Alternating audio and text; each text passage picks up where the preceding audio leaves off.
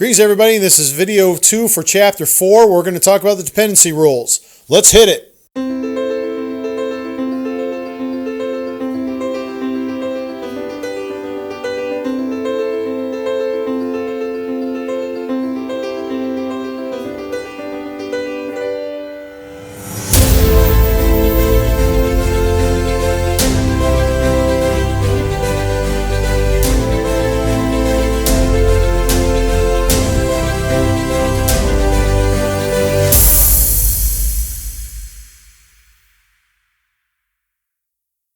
Greetings, everybody, and in this video we're going to talk about the dependency rules and determining who qualifies as a taxpayer's dependent.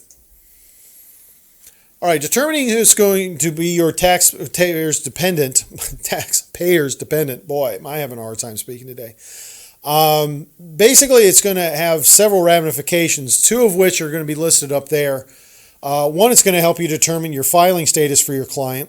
So, for example, is it going to determine whether I'm married or not? Of course not. But if somebody qualifies as a dependent, I might be able to get a head of household status. I might be able to get a qualifying widower status. All right, so it's very, very important to be able to figure out, do I have a dependent situation here that I can use in order to be able to get the taxpayers some additional savings on their taxes. It also will determine eligibility for benefits such as the child tax credit and the American Opportunities Tax Credit, which, by the way, if you're a college student here at George Mason and you have never heard of the American Opportunities Tax Credit, you need to talk to me like tomorrow. Okay? Talk to me tomorrow about this. I've had a lot of students that blows my mind that nobody's ever heard of this before, and I've ended up actually saving them thousands of dollars. All right, dependency. You must be a citizen of the United States, resident of the United States, or citizen or resident of the United States or Canada or Mexico. What does it mean by resident? Okay. Residency is actually a tax residency. It's not a permanent residency. So if you're attending my class and you're from another country, you're probably here on what's called an F visa. F visas are student visas. You come to the United States, you go get your degree. The expectation, and of course this is what some of them don't want to do, they come here, they get their degree, they go home, and they go become successful in their home country. That's the expectation. Now, while you're here on an F visa, you cannot be a resident of the United States. You could be here for 7 years, 8 years, 9 years, 20 years getting your degree. I mean, if you're here for 20 years getting your degrees, we need to talk about motivations. But the fact of the matter is that if you are here getting your education, there is no expectation that you're going to be sticking around. Therefore, they're not going to let you use that in order to get tax residency. And by the way, tax residency isn't necessarily something you want, because once you have tax residency, we can tax your worldwide income.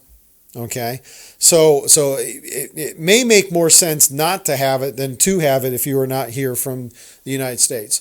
Again, the tax residency usually is done where you have, over the last 3 years, if you have more than 183 days in the United States. Again, it's calculated weird, or it's way off topic. Don't want to get too much into the weeds on it. Or if you get what's called, affectionately used to be what's called a green card. And back in the good old days, it used to be green.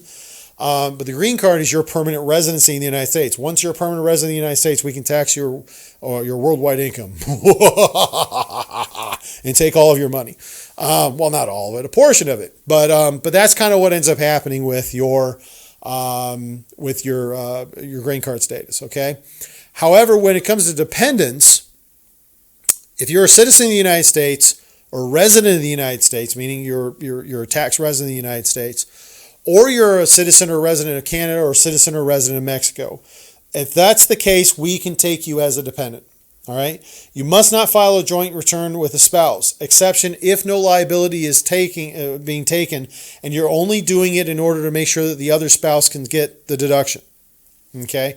When we say no tax liability, we don't mean that you've overwithheld and therefore you've overpaid the system. We mean by filing joint, you get to zero and owe nothing. Okay. If that happens, you can do this. Okay. And still be considered a dependent on somebody else's tax return. Okay. And when would that happen? Well, if you're married while going to George Mason here, and maybe you and your spouse don't make as much money because you're students, you might be able to qualify for that. I mean, we looked at that in the other video, the 27,000, and change. That's a lot of money that you can make before you have to start paying taxes. So again, if the standard deduction is going to wipe you out as a result of it, you're allowed to do it. But that's we're not going to go too much further in the weeds on that. Taxpayer must be a qualifying child or a relative of the taxpayer. Those are very important terms. Qualifying child. In order to be a qualifying child, you must pass the relationship test, the age test, residency test, and the support test. The relationship test. The dependent in question is either taxpayer's son, daughter, stepchild, eligible foster child, brother, sister, half-brother, half-sister, stepbrother, stepsister, or descendant of any of these relatives. Okay? So, does that mean that I can, for example, can I take my wife's, maybe I'm married to somebody who had a child in a previous relationship. That's my stepchild. I can take them as a dependent. Okay. Foster child. That's going to be if the child's in the foster system and you're watching over them. That half brother, half sister. I mean, it's a pretty generous thing as long as they're a child.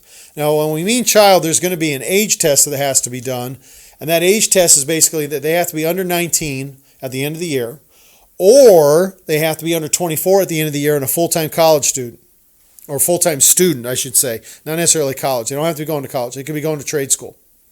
Okay, or they're permanently and totally disabled. In my firm, we do have clients who are dealing with that, where they have a child that is going to be their child, and when I mean that, I mean obviously we're always our mother and father's children, but they're going to be raising this child, this dependent for the rest of their natural life, and it's a tough situation. But if they're permanently totally disabled, age doesn't matter anymore.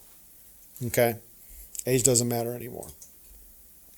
Residence test, same residence as the taxpayer for more than half the year. The exception to that is if you're going to school. Good example, my son goes to University of Texas at Dallas. It doesn't matter. He is still a Virginia resident and will continue to be a Virginia resident. He asked me the other day, can I change my residency to Texas? I'm like, no, you can't. One of the reasons why I said that is because of this. I want him to still follow on my tax returns. Okay. There's a support test, which a child must not provide more than half of his or her own support. Must not provide more than half of his or her own support. Scholarships to the actual child are excluded from that support computation. In other words, good example. My son got a full ride scholarship going to UTD. He can't go to the IRS and say, I earned that scholarship and therefore I'm paying for my support because of that scholarship. IRS is going to come back and say, nope, doesn't matter. That's not part of that calculation. Okay? And so that's the way it runs. Tie-breaking rules, parent before non-parent. If both parents, tiebreaker is based on who the child resided with most of the year. If same parent with, if they live with the same, then it's going to be the parent with a higher AGI. And that's actually good because that's, usually that ends up working out well for them. If non-parents, highest AGI gets the exemption. And when they say the exemption, we don't talk about this too much. It will come back, by the way, in 2025. So we should be talking about this more often.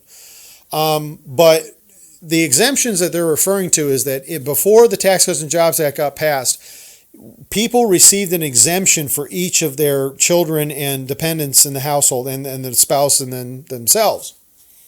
So if you have a family of 4, you got 4 exemptions. Okay? Taxpayer, spouse, 2 children. Okay? That got suspended for the Tax Cuts and Jobs Act. I believe it comes back in 2025. So we probably need to start those conversations again.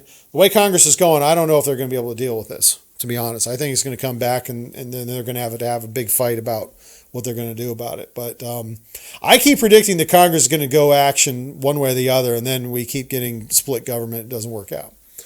All right, qualifying child example. Rodney and Anita have 2 children. Braxton, age 12, who lives at home. Tara, age 21, who's a full-time student, does not live at home. While Tara earned $9,000 in a summer job, she did not provide more than half her support. Are Braxton and Tara qualifying children of Rodney and Anita? And the answer is yes, they are. And this is the reason why. They definitely meet the relationship test. They meet the age test. Residency, temporary absence for school is okay. And support, both are provided more than half their support by their kids, or by their parents. Braxton's uncle, Sean, Rodney's brother, lived in the Halls home, the same home Braxton lived in, for more than 11 months out of the year. Does Braxton meet the requirements to be considered Sean's qualifying child? And the answer to that is he is the brother. He is, he's under the age of 19.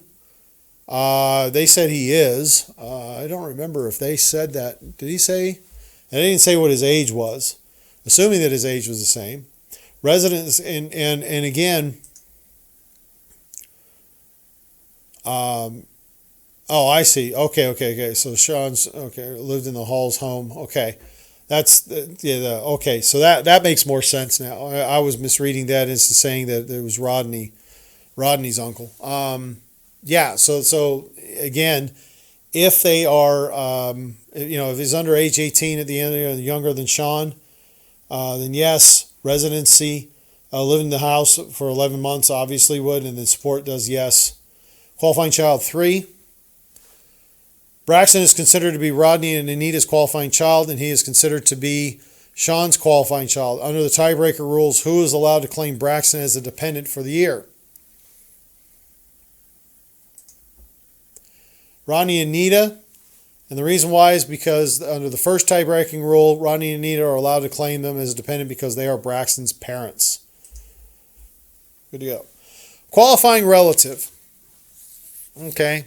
Basically, when we talk about qualifying relatives, you got to do the relationship test, support test, and gross income test.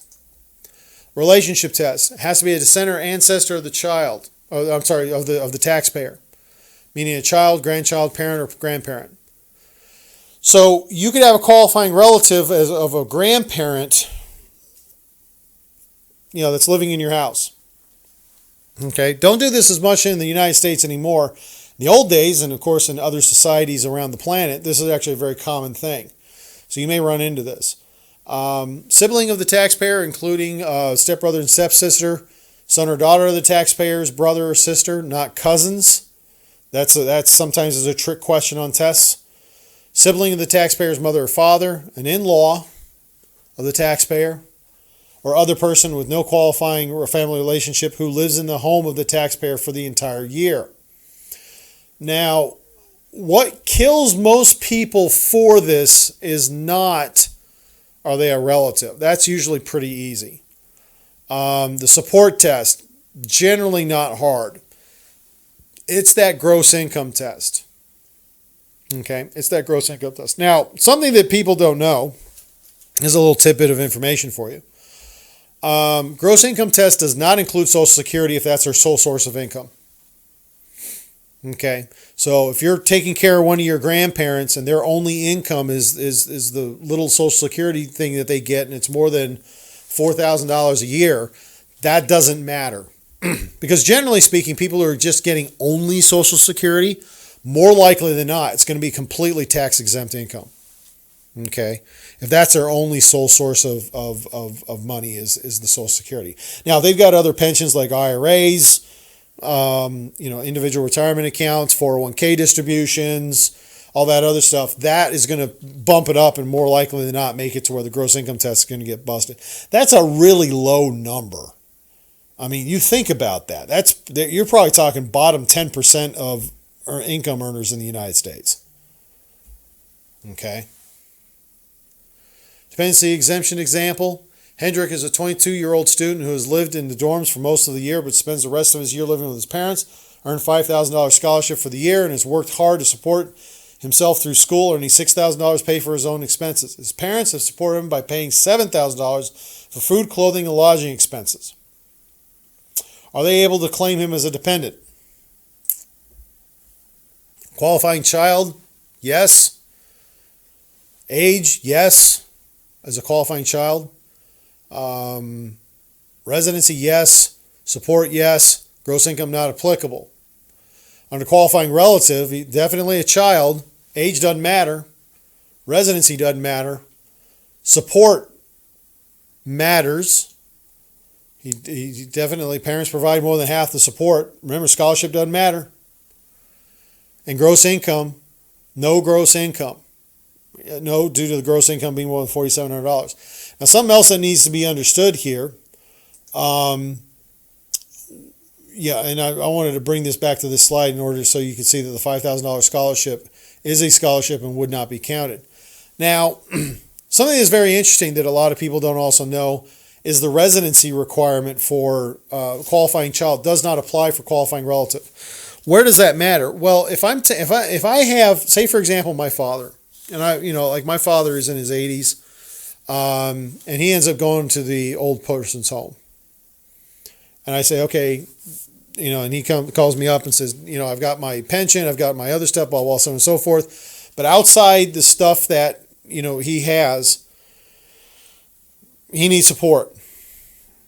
And so what ends up happening is, we'll say he doesn't have his military pension because he does, but I'm supporting him. What ends up happening here is that the fact that he's in an old folks home halfway across the United States doesn't matter. I can still claim him as a dependent. And therefore, that's kind of what ends up happening with that. That's something that a lot of people, they forgive the term, they brain fart on it, and then they forget, oh, darn, yeah, that's right, I don't need a residency. They always think that they got to have residency. Usually because 99 times out of 100, when we're talking about dependency, we're always talking about qualifying children. We're not talking about the qualifying relative. It happens from time to time, but not always. Okay. Well, folks, that's the end of the second video. I want to say thank you very much for watching this video. I look forward to seeing you guys in class.